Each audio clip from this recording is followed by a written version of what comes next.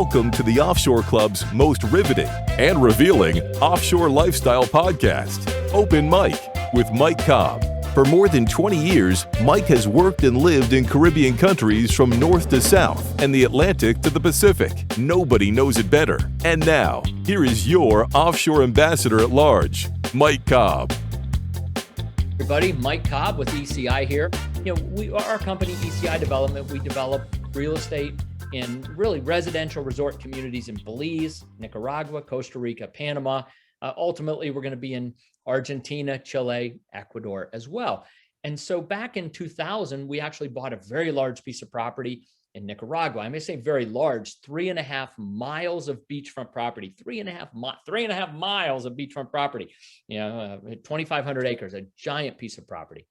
Well, in 2002, it was time for somebody to go there and kind of get the ball rolling. And, and I'm one of the founders of the company. And so for me, I'm the boots on the ground guy. So I asked my wife, Carol, one day, I said, Carol, honey, we got to go to Nicaragua for a few years and get our Grand Pacifica project started. She said, how long? I said, I don't know, 2, maybe 3 years. She said, okay. We had a 2-year-old daughter at the time. So we pack up and moved to Nicaragua in 2002.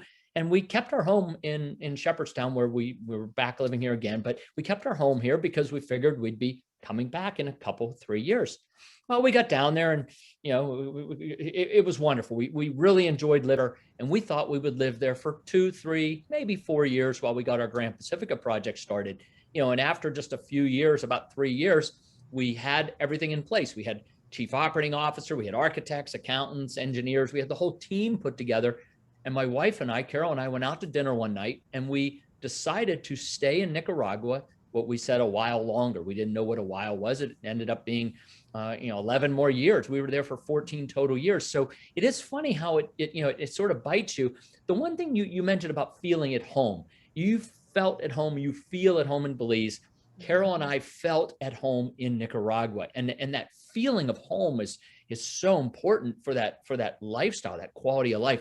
We really enjoyed living there, and I did everything I was supposed to do. I hired architects and engineers. We had an accounting department, the marketing department, and finally I hired a chief operating officer.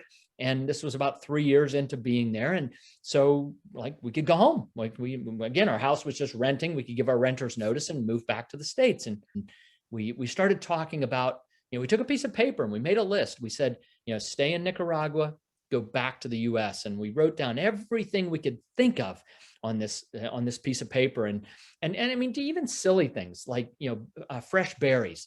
At the time back, this was about 2005, we couldn't get fresh strawberries or raspberries or blueberries or things like that in Nicaragua. And so, when we'd come back to the States for a visit, on the way home from the airport, we'd swing through a grocery store and we'd pick up a couple pints of berries. We had a second daughter. So between ourselves and our 2 daughters, we'd knock off, half a gallon of berries real fast between, wherever airport and my in-laws' house or wherever we were staying. And anyway, but we made a list. Every single thing we missed about living in the States, every single thing we, loved about living in Nicaragua, why we might want to move back. And at the end of the night, at this dinner, we really looked at this list, and what we said was, wow, we have a ton of reasons to stay in Nicaragua, and really only one important reason to move back to the United States. We had several things like berries were on that list, other things, silly things, right? But the only thing on that list that was actually carried any weight was family. And so we really started to think about family.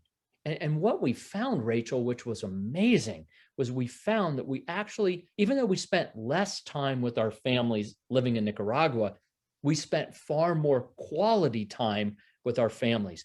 My in-laws lived, I don't know, about 25 minutes away, 30 minutes away. And so we would drop, on date night, we'd drop Amanda off at their house and we'd go off to dinner or movie, whatever, we'd come back. And so we'd see them dropping Amanda off. We'd come back and spend 15 minutes while Mandy was asleep on the couch or whatever and chat for a little bit, throw her in the car and go home. And so we had a lot of those, what I would call quickie kind of stop by visits. But when they came to Nicaragua, they came for 2 weeks. When we went up to the States, we stayed for 2 weeks. We stayed for a month when or maybe 6 weeks when our second child was born. And my parents, the same thing. So we had this incredible quality time with our families, even though maybe it had been less often, but it was more quality. So, at the end of this dinner, we looked at this list and we said, well, let's just stay. Like life is really good here. And we decided to stay a while longer. We didn't put a time frame on it. We just said, well, let's keep renting the house. It's a little college town. It rents. So we rented our house in the States, kept renting it, and we stayed in Nicaragua. And we ended up staying 11 more years by choice. And there were so many reasons, Rachel, we stayed. The quality of life was and is phenomenal in a country like Nicaragua. People worry about Nicaragua. They remember the Iran-Contra stuff from the 1970s and early 1980s. I mean, that's like 40 years ago. I mean, 40 years ago, okay. I mean, okay, whatever. I mean, if you still want to hold on to that, hold on to that. But a lot changes in 40 years, and a lot changed in Nicaragua in 40 years. And for people who actually care about the facts, right? I mean, some people don't, don't let the facts get in the way of, what's the old saying? Don't let the facts get in the way of a good story, or, right. Don't confuse me with the facts, right? I mean, that's the other. But Nicaragua has been one of the safest countries in all of the Americas, in this hemisphere. Second or third, many years running. So it's a very, very safe country, contrary to what we might remember from the Civil War from 79 to 89. Right, it was a very dangerous place then, but the Civil War's over. The Civil War's been over for 30 some years. The cost of living and the quality of life is phenomenal. We would have a bag of organic fruits and vegetables delivered to our home every Tuesday as a coffee sack. I mean, a coffee sack of organic fruits and vegetables delivered to our home every Tuesday morning, and it was $8. Like, we couldn't eat it all. We couldn't eat it all in a week. We give it to our maid, we give it to our gardener. I mean, there's two examples of quality of life. We had a maid, we had a full-time maid, and it was less than $200 a month, and we had no chores. We didn't make our beds. We didn't clean our bathrooms. We didn't wash our dishes. We didn't sweep the floors. We didn't do anything. We didn't do laundry. We didn't do any chores for $200 a month. And what that really means, I mean, that sounds nice, but what's that really mean? What that means is a ton of free time to do other things that you enjoy doing. Like, we would read with the girls. We'd go jump on the trampoline. We walked our tightrope in the backyard. We went to the mountains on the weekend. We went up to the cloud forest or to a butterfly farm, and went out to the beach. I mean, we just had so many things we could do as a family because we never had any chores. So our quality time together as a family was much, much greater.